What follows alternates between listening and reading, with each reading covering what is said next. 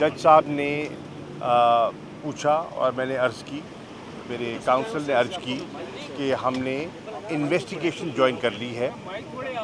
IO से उन्होंने पूछा तो उन्होंने कहा कि अभी हमने इन्वेस्टिगेशन करनी है, हमने ज्वाइन कर ली है। उन्होंने हिदायत दी कि इन्वेस्टिगेशन को जल्द से जल्द मुकम्मल किया जाए और 18 जुलाई की तारीख उन्होंने डाल दी और 18 को मैं पेश होऊंगा।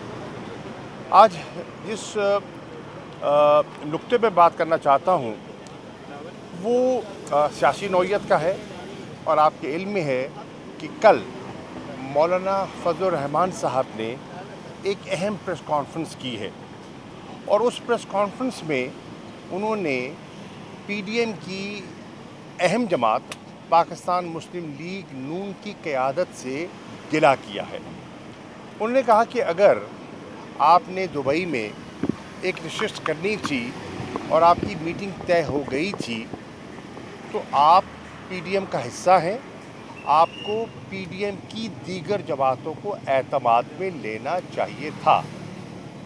ये मीटिंग यखलख्त नहीं हुई, अचानक नहीं हुई, शेड्यूल्ड मीटिंग थी, पहले से तयशुदा मीटिंग थी और आप हमें एतमाद में लेकर जाते तो उन्होंने अपना किला रिकॉर्ड करवाया। आपके इल्म में है कि मुस्लिम लीग नून और पाकिस्तान पीपल्स पार्टी की एक सियासी तारीख़ है और वो सियासी तारीख़ जो है वो शकूक व शुबहात पर मबनी है। आज वो तावन कर रहे हैं, माजी में वो हरीफ रहे हैं और मुस्तक़बिल में वो कह चुके हैं कि पीडीएम कोई इलेक्टोरल अलायंस नहीं है, चुनांचे उनके सियासी रास्ते जुदा होंगे। तो पीएमएल नून के और पीपल्स पार्टी के सियासी रास्ते जुदा, पीडीएम के अंदर एतमाद की फ़िज़ा जो है वो अबरालूद, उसमें फुक़दान, तो ये एक नई दिलचस्प सियासी सूरत हाल जन्म ले रही है और इंतखाबात की भी आमद है तो देखते हैं कि ऊँट किस करवट बैठता है। शुक्रिया। आईएमएफ की टीम इमरान खान से मिलने गई दुमान पार्क, क्या कोई गारंटी दी गई है खान साहब से? देखिए, आईएमएफ की टीम से मुलाकात हुई, बहुत अच्छी मुलाकात हुई। आईएमएफ ने पाकिस्तान को $3 अरब की 9 माह की एक ब्रिज फैसिलिटी दी है और पीटीआई की नज़र में ये जो स्टैंड बाय एग्रीमेंट है जिसकी हमने तायीद की है, जिसको हमने सपोर्ट किया है पाकिस्तान की खातिर, क्योंकि हम इस नतीजे पे पहुँचे कि अगर इस एग्रीमेंट को सपोर्ट नहीं किया जाता तो डिफ़ॉल्ट का ख़दशा था और अगर खुदा न खास्ता मुल्क डिफ़ॉल्ट कर जाता तो उसके बड़े मनफी माशी असरात होने थे। मुल्क अफरात ज़र जो है बहुत चढ़ा हुआ है, महंगाई बहुत है और अगर खुदा न खास्ता डिफ़ॉल्ट कर जाते तो उसकी हद दुगनी हो जाती, हाइपर इन्फ्लेशन होती। अभी भी इन्फ्लेशन कम नहीं है और जो बिज़नेस क्लाइमेट है वो कॉन्फिडेंस तो पहले ही शैटर्ड है, वो फर्दर विशिएट हो जाता। तो मुल्क के मफाद को सामने रखते हुए तहरीक इंसाफ ने फ़ैसला किया कि हम अपनी ज़ात और जमात से बालातर होकर पाकिस्तान और रियासत पाकिस्तान के मफादात को देखेंगे।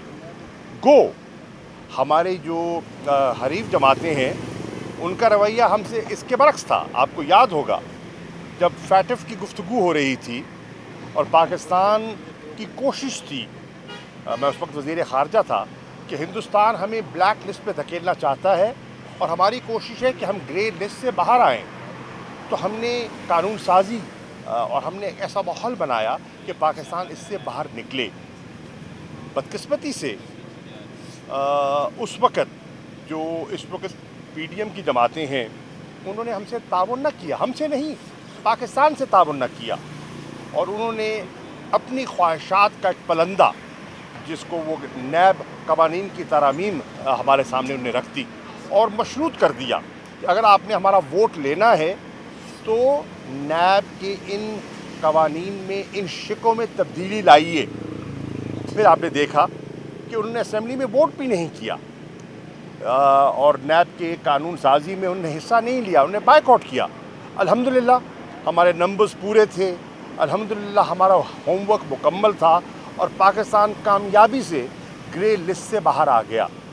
فرق صرف اتنا ہے کہ ہم نے پاکستان کے مفادات کو ترجیح دی اور انہوں نے اپنے ذاتی مفاد کو ترجیح دی۔ ہم نے آج اپنی پارٹی کے انٹرسٹ کو دوئم رکھا اور پاکستان کے مفادات کو اولیت دی۔ یہ فرق ہے ایک۔ نمبر دو، پی ڈی ایم اس بات پر معاف کیجیے پی ٹی آئی اس بات پر کنونسڈ ہے کہ یہ جو اسٹینڈ بائی ایگریمنٹ ہے یہ مسئلے کا حل نہیں ہے، یہ ایک اسٹاپ کیپ ارینجمنٹ ہے اور مسئلے کا حل نہیں ہے۔ اور پھر اس کی 3 حصے ہیں اور یہ 3 قسطیں ہوں گی۔ پہلی قسط انہوں نے کہا ہے وہ دینا چاہیں گے اب، تاکہ جو ایک اسٹیبلٹی آئے اور غیر یقینی صورتحال ختم ہو، اور وہ تقریباً $1 بلین کی ہوگی۔ دوسری قسط تب دی جائے گی، تب خیال یہ ہے کہ ملک میں انٹرم گورنمنٹ آ چکی ہوگی، کیئر ٹیکر گورنمنٹ آ چکی ہوگی، کیونکہ اسمبلیوں کی میعاد جو ہے وہ 12 اگست کو پوری ہو جائے گی۔ اور تیسری قسط جو ہے اس کی ڈسبرسمنٹ ہوگی جب نئی حکومت معرض وجود میں آ چکی ہوگی۔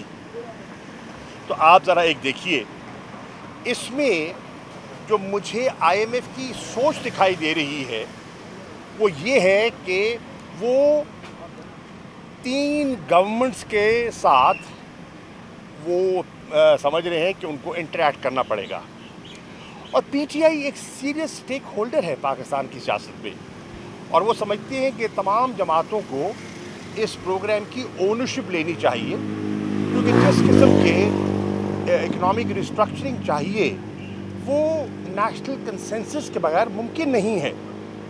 تو اچھی نشست ہوئی، ہم نے اپنا نقطہ نظر پیش کیا۔ 2018 میں جس قسم کی معیشت ہمیں ملی، اور اس کے بعد جو ہم نے یک بعد دیگر جو ہم نے اصلاحات کی، کرونا کی انوائرمنٹ کے باوجود ہم نے جو اصلاحات کی، جو پیش رفت کی، وہ ان کے سامنے ہے۔ جو 6% گروتھ انہوں نے دیکھی، وہ انہوں نے اس کو نوٹ کیا، اور آج وہ خود اعتراف کر رہے ہیں کہ 0.3% گروتھ ہوگی، یعنی کہ معیشت میں بگاڑ پیدا ہوا ہے اور معیشت سٹیبل دکھائی نہیں دے رہی۔ چنانچہ پی ٹی آئی نے قومی ذمہ داری کو نبھاتے ہوئے اس وفد سے ایک اچھی انگیجمنٹ کی، اور آن دا ہول میں سمجھتا ہوں کہ ہمارا جو انٹریکشن رہا ہے آئی ایم ایف کے ساتھ بڑا پازیٹیو تھا۔ شاہ صاحب یہ بتا دیں کہ سرکار نے ہمیشہ چاہے کشمیر کا مسئلہ ہے، چاہے وہ شوبز انڈسٹری ہے، اب اس کے بعد یہ فیل بھی آ گیا، اس میں اپنی ایک جو گندی سیاست ہے اس کو انوالو کرنے کی کوشش کی ہے۔ اکتوبر میں ورلڈ کپ ہے، انڈیا میں ہونے جا رہا ہے، اور پاکستان کا ٹیم کا وہاں پر جانا ایک مسئلہ جو ہے وہ کریٹ ہوا ہے، جس میں اب وزیر خارجہ بلاول بھٹو جو ہے وہ ایک کمیٹی بنائی گئی ہے جس کو لیڈ کریں گے۔ تو آپ سابق وزیر خارجہ بھی رہے ہیں، تو کیا مشورہ کو دیں گے؟ دوسرا یہ جو سیاست ہوتی ہے، گندی سیاست کھیل ہے، اس پہ آپ کیا کہنا چاہیں گے؟ تو کھیل میں بھی بڑا مناسب سوال ہے آپ کا۔ بات یہ ہے کہ جی کھیل میں سیاست مت لائیے۔ ورلڈ کپ ایک بہت امپورٹنٹ ٹورنامنٹ ہے اور دنیا کی نظریں لگی ہوئی ہیں، اور بر صغیر میں کروڑوں شائقین ہیں جو کرکٹ میں دلچسپی رکھتے ہیں۔ پاکستان کی سوچ ہمیشہ تعمیری رہی ہے۔